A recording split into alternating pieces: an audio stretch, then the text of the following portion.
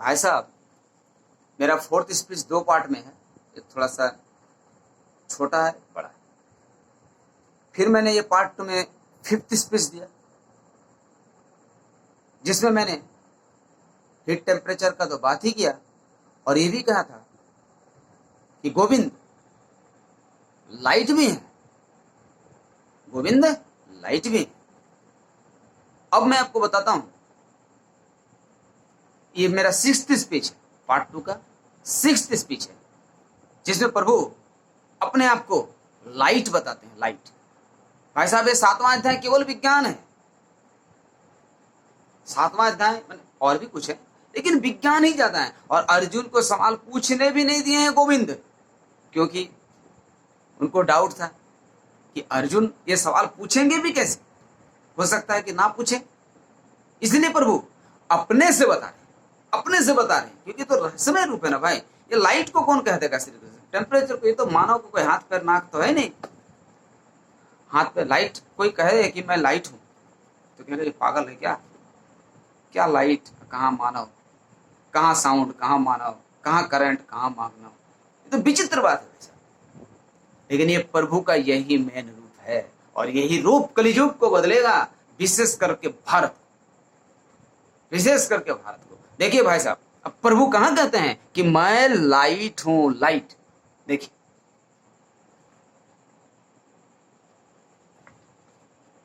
ये देखिए भाई साहब, ये 7वां अध्याय का 8th श्लोक, 7वां अध्याय का 8th श्लोक देख रहे हैं।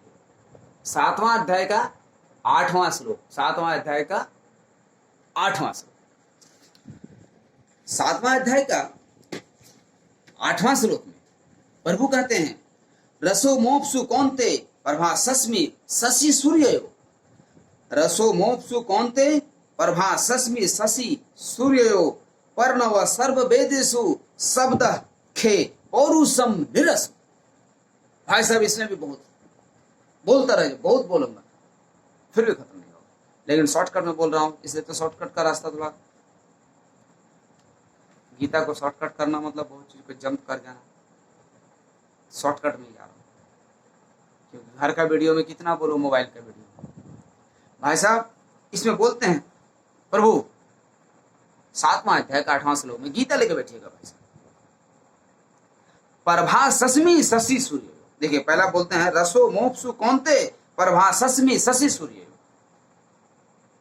प्रभासस्मि शशि सूर्य, प्रभासस्मि शशि सूर्य मतलब कहते हैं ना प्रभु कि अर्जुन सूर्य में और चंद्र में प्रकाशमय हूं मैं। सूर्य और चंद्र में प्रकाशमय हूं। और भाई साहब, ये प्रकाश के अनंत गुण है, ये साइंस के स्टूडेंट जानते हैं। लाइट का चैप्टर है फिजिक्स में, ये वेवलेंथ फ्रीक्वेंसी, मात्र वेवलेंथ फ्रीक्वेंसी जिसे वेव। फिर सर हमको साइंस का टॉपिक में चले जा रहे हैं बात। मेन बात साइंस का टॉपिक ही है ना ये, इसलिए मैं बार बार फिसल जा रहा हूं साइंस का। ये लाइट क्या है, एक गुण है भाई साहब, एक छोटा सा गुण ले लीजिए। तो जाना ही पड़ रहा भाई साहब, क्या करूं, माफ कीजिएगा थोड़ा सा। हर किसी को समझने में थोड़ा सा दिक्कत होगी।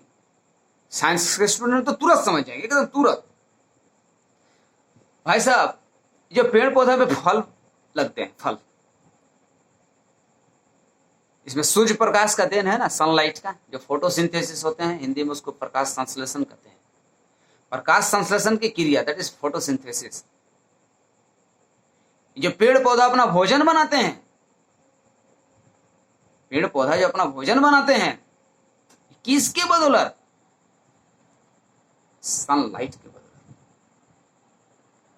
सनलाइट के बदौलत, सूर्य के प्रकाश के बदौलत। सूर्य का किसान तो आराम से समझ सकते हैं, किसान तो आराम से समझ सकते हैं कि अगर सूर्य का प्रकाश ना, बिना मैंने फिजिक्स केमिस्ट्री समझ सकते हो, अगर सूर्य का प्रकाश ना हो 20-25 दिन, 50 दिन, 1 महीना, 2 महीना, 4 महीना, तो क्या पेड़ पौधा भोजन बना पाएगा? नहीं बना पाएगा। एक कम पढ़ा लिखा किसान भी से समझ सकते हैं।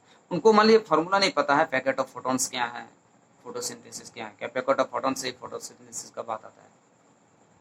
लेकिन भाई साहब ये पेड़ पौधा में भोजन बनाते कौन है? सूर्य का प्रकाश। सूर्य का प्रकाश है कौन? गोविंद है। मैं नहीं कहता भाई साहब, मैं क्या कर रहा हूं, गोविंद खुद कर रहे हैं 7वें अध्याय का 8वां श्लोक में। ये फोटोसिंथेसिस किसके बदौलत है? ये फोटोसिंथेसिस गोविंद के बदौलत है। केवल इतना ही नहीं भाई, ये प्रकाश का विचित्र महिमा है, विचित्र महिमा। किसी चीज को देखने के लिए किस किस चीज की जरूरत है? एक तो आंख का, एक उस वस्तु का होना जिसे मैं देखना चाहता हूं, 2 और तीसरा लाइट, और भी ब्रेन का काम है। ये 3 चीज तो कॉमन है ना, एक आंख का होना, एक आंख का होना, एक उस वस्तु का होना, और एक लाइट का होना।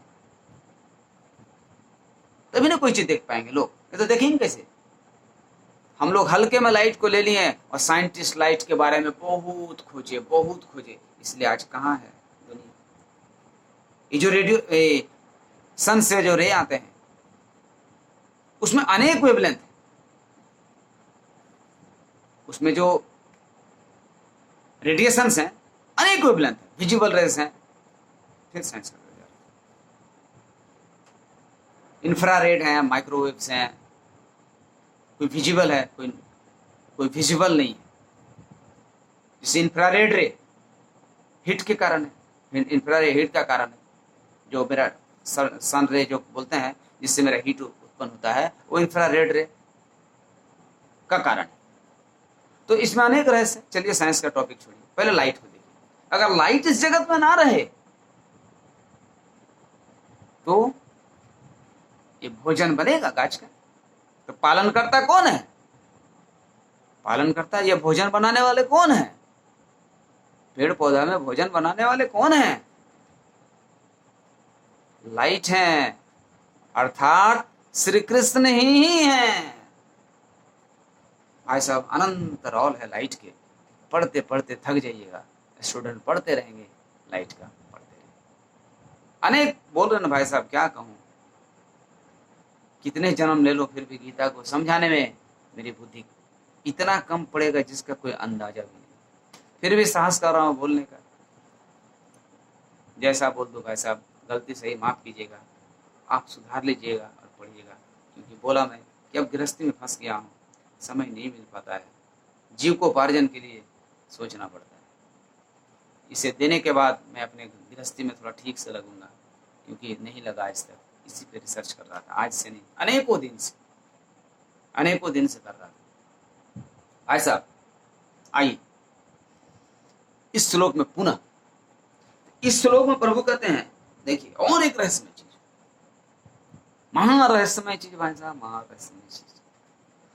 रसो मोक्षु कौनते, पहला बोलते हैं, देखिए है रसो मोक्षु कौनते, है ना, रसो, देखिए रसो मोक्षु कौनते, कौनते प्रभु अर्जुन को संबोधित करते हैं। रसो मोक्षु मतलब प्रभु कहते हैं, अर्जुन जल में रस मैं हूं, रस मतलब टेस्ट मैं हूं, टेस्ट मैं हूं। भाई साहब थोड़ा सा फिर साइंस का बात आ गया, थोड़ा सा भाई साहब, एटम में जो इलेक्ट्रॉन प्रोटॉन न्यूट्रॉन है, किसी में भी टेस्ट है? इलेक्ट्रॉन में कोई टेस्ट है? प्रोटॉन में कोई टेस्ट है?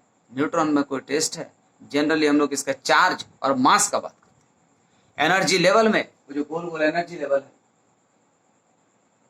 ये जो गोल गोल एनर्जी लेवल, जैसे ये इलेक्ट्रॉन घूम रहा ऑर्बिट, ये प्रोटॉन और न्यूट्रॉन है, ये एनर्जी लेवल है, इसमें ऑर्बिटल भी है। टोटल तो डायग्राम बनाया नहीं जा सकता है, और साइंस के स्टूडेंट समझ जाएंगे तुरंत। इसमें किसी में भी टेस्ट नहीं है, न इलेक्ट्रॉन में टेस्ट, न प्रोटॉन में टेस्ट, न न्यूट्रॉन में टेस्ट, ना ऑर्बिट में, ना ऑर्बिटल्स में। ये टेस्ट कहां से आते हैं? ये टेस्ट आते कहां से हैं? गोविंद है, इसे खोजिए। हो सकता है किसी प्रभु भक्त को एक पल में दे दे, लेकिन अभी तक तो नहीं दिया है। खोजने में 1 महीना में भी लग जाए, ऐसा नहीं साल भर लग जाए, 10 साल लग जाए। किसी को ऐसा प्रभु भक्त वैज्ञानिक मिल जाए जिनको 1 पल में मिल जाए, लेकिन ये कोई सटीक पता नहीं ये कब मिलेंगे, ये कब मिलेंगे।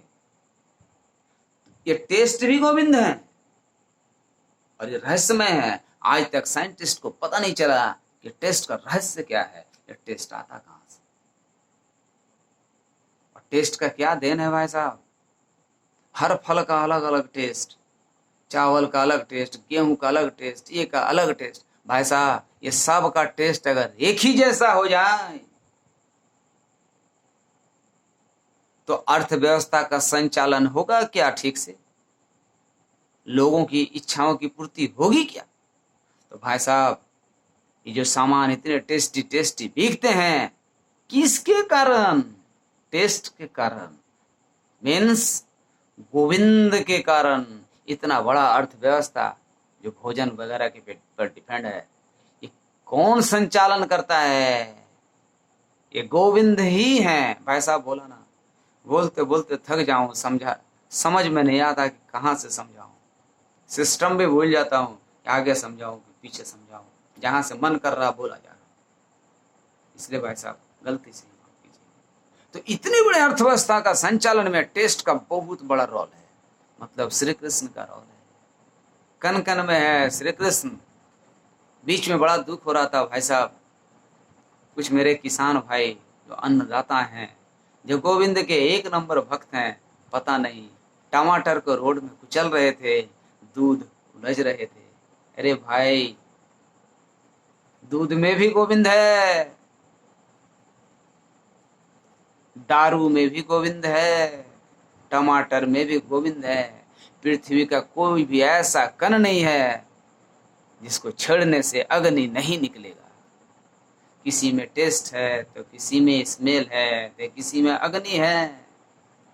ऐसा कोई पार्टिकल नहीं है, चाहे दूध हो या शराब हो, टमाटर हो या अनार हो, हर चीज एटम से ही बना है और हर एटम में अग्नि का वास है। बिना अग्नि का निर्माण नहीं हो सकता है। देखिए भाई साहब, अब थोड़ा सा क्या कहूँ भाई साहब, बिना साइंस का बात बोले, ये प्रवचन ये मैंने स्पीच प्रवचन नहीं, मैंने बिना साइंस का हेल्प लिए स्पीच पूरा ही नहीं होगा, बिना साइंस का स्पीच लिए ये पूरा ही नहीं होगा। लेकिन मैं अभी भी साइंस से दरकिनार करते जा रहा हूँ, इसलिए मेरा समझाने की मैं कुछ कमी भी रह जाएगी, क्योंकि मैं चाहता हूँ कि भारत का हर व्यक्ति पहले समझे। साइंस के स्टूडेंट तो तुरंत समझ जाएंगे, उस समय 1 घंटा बोलूंगा वो समझ जाएंगे, तुरंत समझ जाएंगे तुरंत। जब energy level, orbitals, hydrogen line spectrum का बात करूंगा, ये जो देख रहे हैं ना, Lyman series, Balmer series, बास्टन series, bracket, पिफन series, ये सब जब बात करेंगे तो ये समझ जाएंगे। जब ये एनर्जी लेवल का बात करेंगे, first orbit, second orbit, third orbit, orbitals का बात करेंगे, ये साइंस के स्टूडेंट तुरंत समझ जाएंगे। इसलिए चलिए वो तो बात करेंगे। इस श्लोक में और भी है, ये जो मेरा 6th स्पीच है, ये तो आपको मैं 2 चीज बताया, टेस्ट के बारे में और लाइट के बारे में, टेस्ट के बारे में और लाइट के बारे में। अब मैं नेक्स्ट जो 7th बताने जा रहा हूं, जो भारत का सेना का मनोबल बढ़ाएगा, इसी अध्याय में इसी श्लोक में, 7वां अध्याय का 8वां श्लोक में है कि भारत के आर्मी का मनोबल काफी ऊंचा कर देगा। और ये युद्ध में दुष्ट, भारत के सेना तो निर्दोष से लड़ता नहीं, निर्दोष के आगे तो लोग हाथ जोड़ देते हैं मेरे भारत के लोग, लेकिन दुष्ट के आगे एक एक सैनिक, पता नहीं कितने कितने सैनिक पे भारी पड़ेंगे। लेकिन क्या कहूँ भाई साहब, विज्ञान में मेरे देश को बहुत पीछे रखा गया, भारत आज बहुत पावरफुल कंट्री बनता, फिर चाइना क्या, इसकी उन्नति ही नहीं होती, भारत ऐसा होता, भारत सबसे ज्यादा था, क्योंकि उतना लोग वहां जाते ही नहीं दुनिया में। चलिए आइए।